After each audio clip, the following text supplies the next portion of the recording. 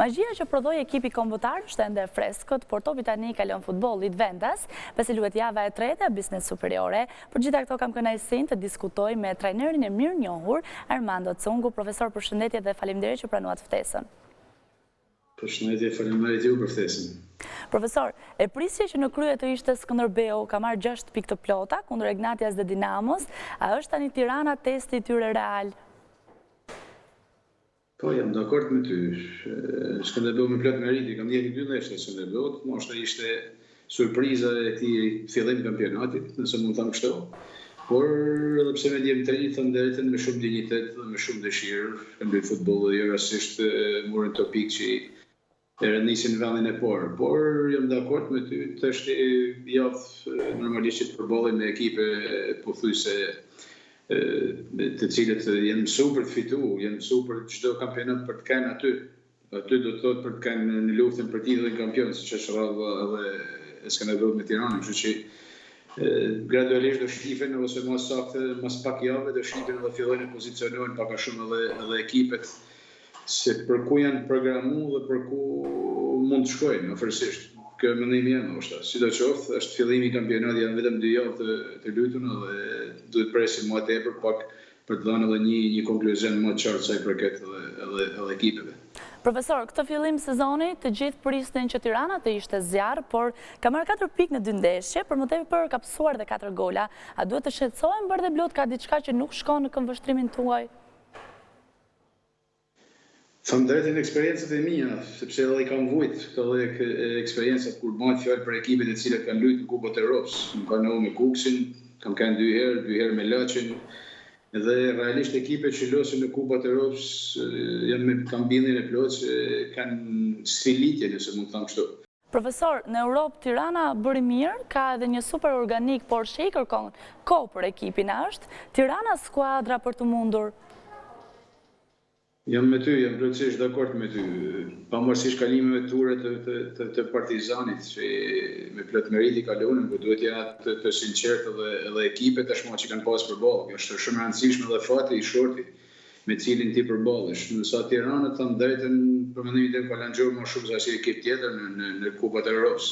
Mos harrojmë se ka pas përballë ekipe tepër të forta, dhe ekipin Gjorgjen që e kaloi ishte një ekip shumë i mirë për mendimin tim. Nuk ishte e lehtë për të kaluar ai ekip. Sikurse edhe përballja e fundit ishte pothuajse në Beşiktaşin e pamujtë, sepse janë superfuqi botnore, europiane do të thënë, edhe futbolli turk ka 3-4 ekipe me investime të jashtëzakonshme, me lojtarë cilësorë dhe nuk është e lehtë për të përballur me këto ekipe. Profesor, një tjetër ndeshje shumë e rëndësishme të kësaj jave të Business Superiore është edhe Vllaznia Partizani. Si e shihni ju këtë ndeshje? Për mendimin tim është një ndeshje rrallës, por është edhe një ndeshje e cila do të tregojnë realisht të 2 ekipe si Partizani ashtu edhe Vllaznia për objektivat e tyre, se pavarësisht se mund të jetë java e tretë, dhe përsëri thamë edhe herë tjetër që është herët për të vlerësuar apo për të dhënë një mendim edhe më të qartë sa i përket mundësive reale, pretendimeve, organizimin dhe objektivave dhe ambiceve të klubeve. Si të duket kjo Vllaznia e re? Kemi një Vllazni që duket më shumë bio. Si të duket ekipi që ka ndërtuar këtë sezon? Jo, nuk shoh shumë bio, thëmë drejtën, shumë pak ka bio. Nëse flasim për Shkodran, që dalin dhe vit mas viti Shkoda nxjerr futbollista, por në përgjithësi largohen, zgjedhen për të larguar dhe për kontribuar në për klube të tjera. Mjafton t'i hedhësh vetëm një sy dhe besoj se do gjenë gjithmonë Shkodran të cilët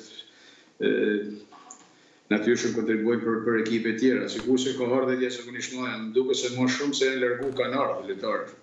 Dhe kjo nuk të lën shumë bio për të ashtu. Megjithatë, thash më përpara, është herë për të diskutuar, herë për të dhënë mendim.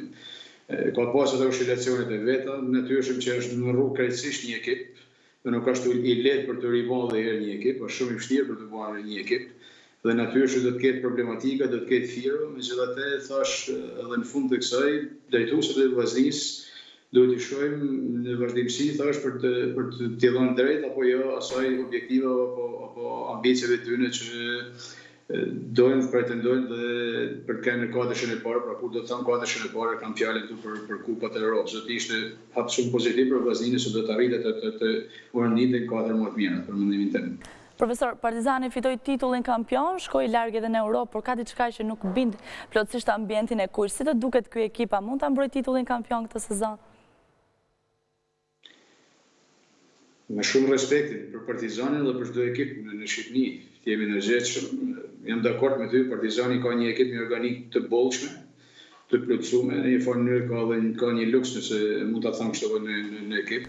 Nëse Tirana mund të ketë në një pikë tek tush, si mund të çalojnë pak, kur flas të çalojnë pak, ndoshta mund të ketë majën e sulmit e cila ka pak problematik Tirana, nëse Partizani ka lojtar dhe organik shumë të madh, por për mendimin tim më bën se ka kanë edhe vjet Tirana, ka kanë shumë më afër Tirana kampionatit, ndoshta edhe mund ta kenë merituar Tirana për ta marrë kampionatin. Por dy javët e fundit u lënë edhe pikë çuditshëm, pak 2 javë po marru 5 pikë, sa ishte Tirana dhe i kampionati për duash janë gjëra që ndodhin në futboll, por jam dakord me ty për mendimin tim përsëri bën se edhe numër 1 duhet jetë Tirana edhe këtë sezon për titullin për trofe. Gjithmonë i referohet 2 viteve të fundit Tiranës. Flasim pak edhe për kombëtaren shqiptare, si e përjetuat sfidën kundër Polonisë, çfarë do thotë kjo fitore për Shqipërinë? Po ti thushi shqiptari si e përjetove, tash ne është kura me këto rezultate nuk ka koment. Qeshi, për batut.